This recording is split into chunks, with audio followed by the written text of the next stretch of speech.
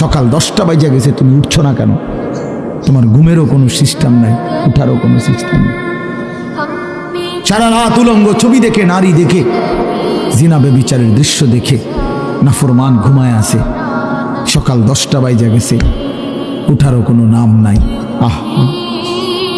আল্লাহ নবী সাল্লাল্লাহু আলাইহি ওয়াসাল্লাম বলছেন, খোদার কসম, নবীজি বলছেন যে ফজরের নামাজ পড়ে না সে খবিস। খবিস, এটা খবিস, খবিসান নফস।